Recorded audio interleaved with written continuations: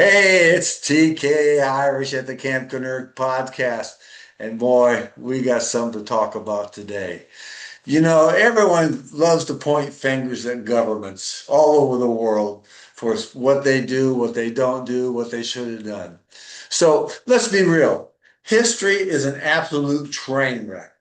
And the funniest part is governments is always the one driving the train.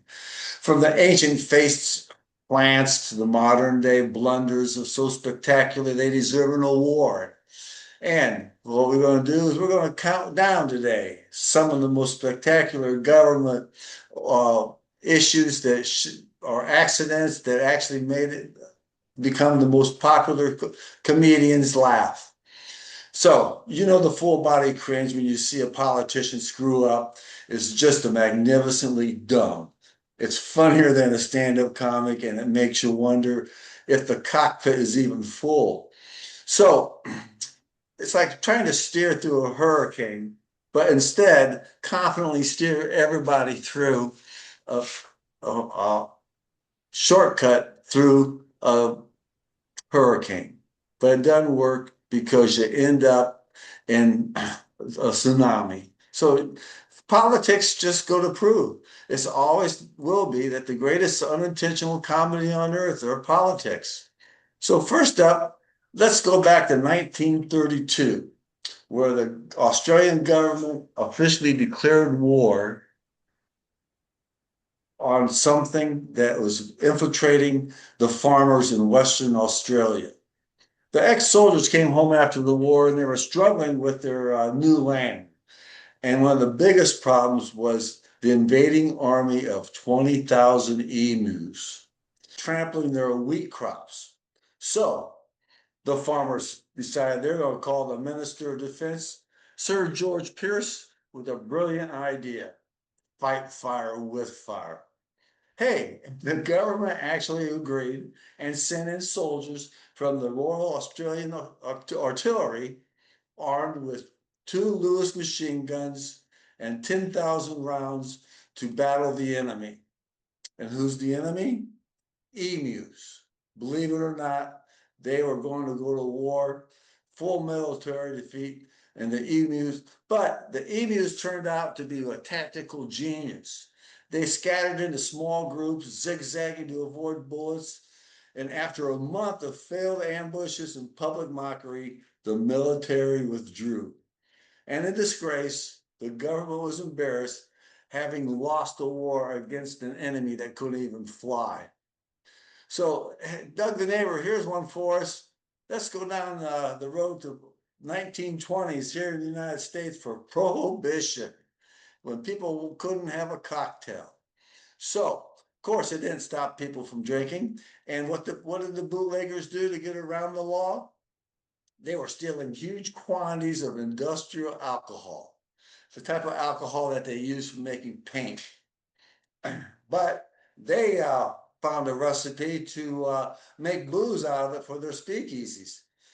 Well, there was a lot of frustration that the grand moral experiment was failing, and but the government came up with a crazy solution. They had an idea. So in 1926, the Coolidge administration ordered companies that make industrial alcohol lethal by adding poison, including deadly methanol. The logic's simple. The booze might kill you, people stop drinking it. They didn't. The bootleggers just try to find a way to remove the poisons, then make their alcohol. But by the time Prohibition ended, the government's own poisoning program was responsible for an estimated 10,000 deaths. Hey, the government tried to enforce a law to protect public moral and ended up becoming a mass murderer. Now, our third exhibit, let's go to the border of Greece and Bulgaria in 1925. For this movement, it provides international relations can literally go to the dogs. The conflict was called the War of the Stray Dog.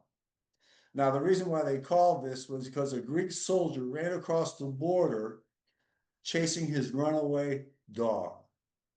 Well, the soldier on the Bulgarian side shot and killed the soldier. And all things out of control faster than a squirrel and a double espresso happened. Instead of treating it like a tactical border incident, the Greek government, led by General Theodoros Pandaris, issued an ultimatum. And then they invaded Bulgaria to occupy the town of Petrich. The situation got so tense, the League of Nations had to step in like a frustrated parent to break up a couple of fights between two kids. They condemned the Greek invasion. They ordered a withdrawal. They forced Greece to pay compensation to Bulgaria. In the end, Greece was a worldwide joke, all because the soldier couldn't keep his dog on the leash. Hey, if you're enjoying this masterclass of government screw ups, do us a solid. Smash the like button and subscribe, and let us know in the comments of what's the most hilarious political blunder you've ever heard of, because I know you have them. So, whether losing wars to birds, turning alcohol into poison, or starting invasions over the runaway dog, governments have proven one thing: they are the undisputed champions of unintended comedy. So it's comforting, really. It shows you that no matter how high the stakes, there's always room for a level of stupidity. No, no, excuse me here. No high, no, excuse me. This part chokes me up because it's just too great. So it's comforting, really, it is, to show that no matter how high the stakes, there's always room for a level of stupidity so profound, it's basically an art form. And we just got to sit by and enjoy it. So, yeah, you just got to look at it. Everybody takes themselves too serious. They want to say, oh, I'm this, I'm that. Well, yeah, what you are, you're stupid. You don't think things through. And if you really want a proper answer, why don't you go down to the local elementary school and talk to the sixth grade class? I'm sure they have a better answer than what you come up with. So, Dad, what's going on in your world after I gave this little brief analogy of governments at their finest? TK, so good to see you. Yes, have you got your Dr. Pepper there? I've got mine right here. Right And here, man. that I'm was a gonna nice get, little rant there. yeah, hold Very on. interesting. I'm choking up here. I gotta get my Dr. Pepper in. I tell you what, I read that the first time and I was just going, I hope I can keep a straight face. I hope I can keep a straight face. Well, so good to see you. This being our 84th podcast. Yeah. And we did and your story there about the emus in Australia. Hopefully, Kevin, the magnificent computer dude, can post a picture of what an emu looks like, because I haven't seen a picture of them in a long time. I know what they are. They're big, big birds. They're like big Oh, birds. yeah, yeah. And Post, remember back in the 70s, there was the big financial windfall was having an emu farm. Uh, yes, yes. because the feathers are so light and soft, they had a commercial use for them. Right, But right. And then they had big legs, so the chicken wings or the chicken legs would be pretty huge. They'd feed an army. yeah, yeah, yeah, it would be. Yeah, just give me a drumstick of an emu. Oh, that'll hold us. That'll hold a family. Yeah. Well, yes. And so, this being our 84th podcast, and very good rant on your part concerning the aspect of government, I kept thinking of Will Rogers, the great comedian, and his great quote about government, about how he could either be elected to Congress or be a stand up comedian. But I'm repeating myself. Yeah. The other thing, another phrase that he said, paraphrase is, uh, every time Congress makes a law, it's a joke, and every joke that they make is a law. God bless Will Rogers. He passed away in 1935. Now, I also have a video that I sent to you, and we can post, that was concerning our 80th podcast. I'm very happy that we've gotten to a point of 80 podcasts, and we'll have Kevin post that. Hi, I'm Doug the Neighbor, and my pal TK Irish, the blonde guy, and I do a podcast called Camp Kennerk Podcast. It's on YouTube, Spotify, X, and Facebook. And we've done a bunch of podcasts, and I'm here to help you remember how many podcasts we have done. Remember, put your thinking cap on. You ready? 77, 78, 79. One more time. 77, 78, 79. I'm Doug the Neighbor. That video, it's there on social media, our 80th podcast. But let me just shake my Austin snow globe here. All right, shake that and see what we got to start our podcast for today. Now, yesterday was a very, very interesting day. It was May 5th. Okay, May. Oh, excuse me. Oh, let me get a little sip of my Dr. Pepper. You sure that's Dr. Pepper? I've never seen Dr. Pepper that color. You holding out on me, buddy? Go ahead. No, It's I okay. got it right here. I just have to warm Okay, up with my whistle with that. Anyway, yesterday was Cinco de Mayo. Okay, and we'll get to that, but May 5th, May 5th. Okay. Now, so it's our double day, and we've created this situation, been doing it for a while because it's 5-5 double day. But yesterday was kind of interesting. We got two stories for you. I went to the Walmart to get some new shoes. Here, where's my new shoes here? Can you see my new shoes? You're gonna fall back, Douglas. Yeah, I went to get some new shoes at the Walmart because I just chew them on up, and I keep a good pair of Skechers for when I'm styling. And I went to the Walmart and I saw the size I wanted, and I looked at them. I started looking around. They don't have a seat or a bench to sit down to try on your new shoes. Ambidextrous. They want to see how ambidextrous you are, Douglas. Yeah, I had to go back. I had to go back to the TV section, the audio section back there, and go behind the counter where the guy said, "Hey, can I sit on your stool to put my shoes on?" You know, he said, "Sure, of course." And but they had no place to try on your shoes, see if they fit. Mhm. And then the other thing is, well, if I'm getting new shoes, I need new socks. Get a dozen. It's an ensemble, Douglas. It's called an Yeah, an ensemble. ensemble. Yes. Okay. So, what was interesting at the Walmart, all the athletic socks were behind a glass case. Not hanging on the bag, Yeah. hanging on the thing, Mhm. but glass case. So I'm looking around and trying to figure it out. And then this Walmart employee came around, and I asked her to unlock it. And I said, "Thank you very much. This is what I need, a dozen of the white ones." She said, all of a sudden, she says, "Well, when you go check out at aisle number 1, they'll be there." You know, is there a black market in athletic socks?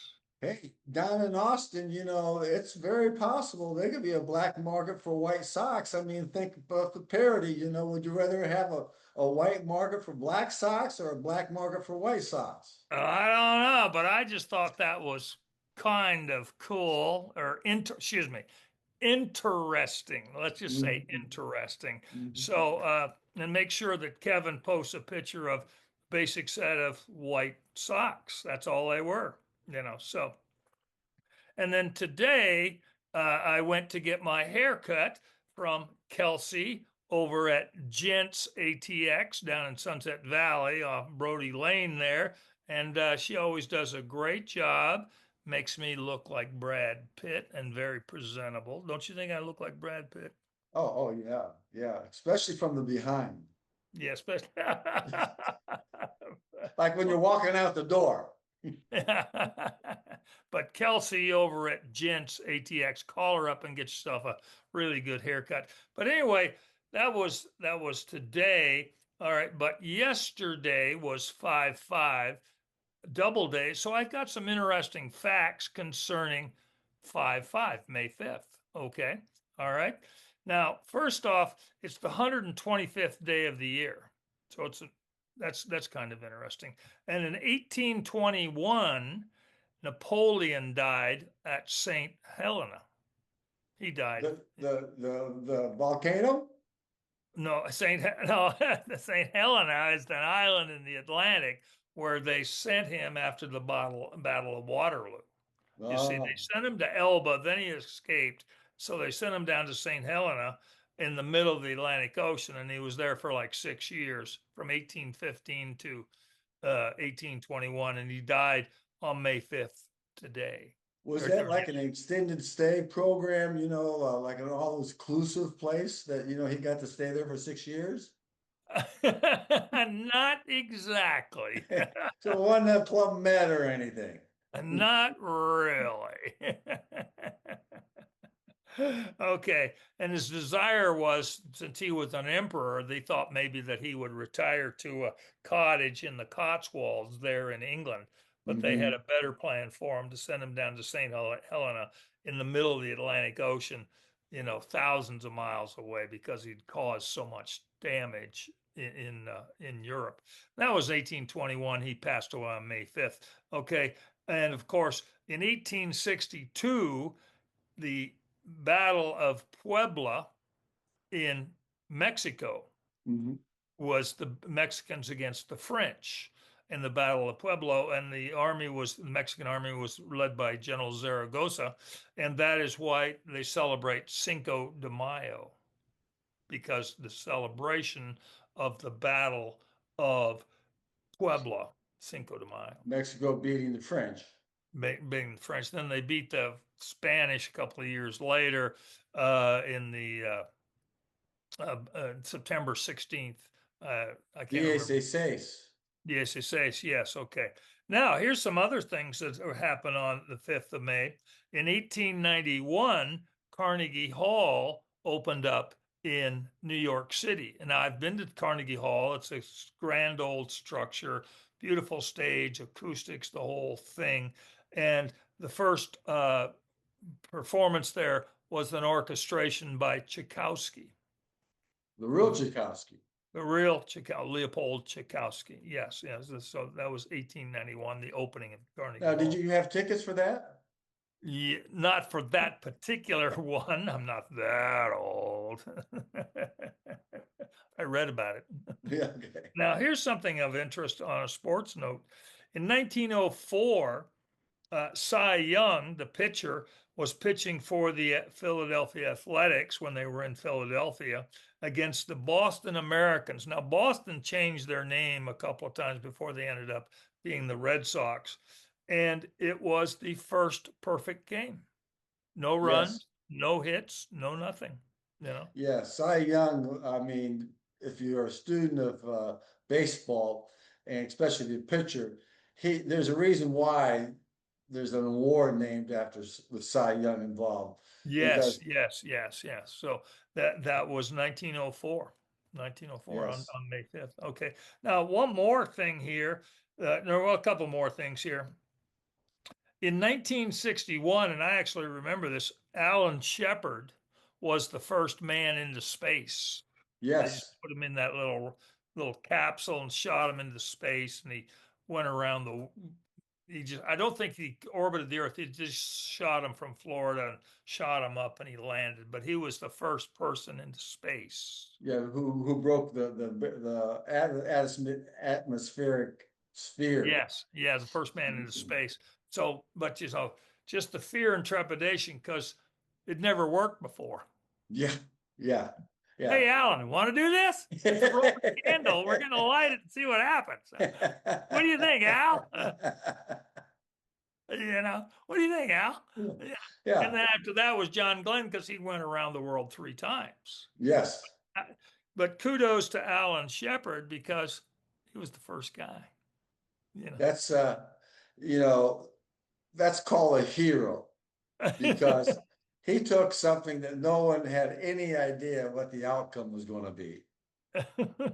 And they convinced him. That's the deal. That's salesmanship there, Douglas. Hey, Al, let's try this. Come on, it'll be fun. Fine line between bravery and crazy. Hey, Al, what are you thinking? Right now or in a couple of minutes? Yeah. By the way, don't tell your wife about this because it'll be a surprise. Give me a surprise. You can call her from space. Hey, hon, guess Yeah. what I'm doing? Oh, you over at the 7-Eleven? Not exactly. And if you look up, I'll wave. All right, so that was 1961, and I do remember that, and it was kind of scary. The Mercury 7 astronauts, that was so cool to see those guys because they were the best and the brightest, and that was so cool. Now, more along our line, in 1895, May 5th is considered National Cartoonist Day. Now, we like cartoons, but all the cartoonists, animators, filmmakers, animators, they have their own day, and it's May 5th. Well, that's Because, great. because in 1895, the New York World, a newspaper at the time, ran a cartoon called The Yellow Kid. The Yellow Kid. And so that's why National Cartoonist Day is today, or yesterday, May 5th, because it was the first time, and it was a colored cartoon in a black and white newspaper. So that was kind And of, just imagine what those guys would think if they saw what their careers had turned into 100 years later. and all the movies and all that, and Yeah. that sort of stuff, so, and Walt Disney's career, the Mickey Mouse, that sort of stuff. Now, on a sad note, this is a really sad note, okay? In 2001, a man named Clifton Hillegass, Hillegass, Clifton Hillegass, passed away. Okay. I And didn't I he, didn't know him personally, but not per, but you see, we all, any of us in our generation who got through college, he invented Cliff Notes. oh yes. Yes. The Bible of every literature class. Cliff Notes. So there should be a statue to this guy somewhere. Yeah. TK, that's what I got for today. Right now, I'm going to have some popcorn from Maxine up in Landers, Wyoming, Cracker Box popcorn. I'm going to have a little piece of popcorn. I've got my Dr. Pepper right here. That's what I got for today. Play ball. Aaron Go Brawl.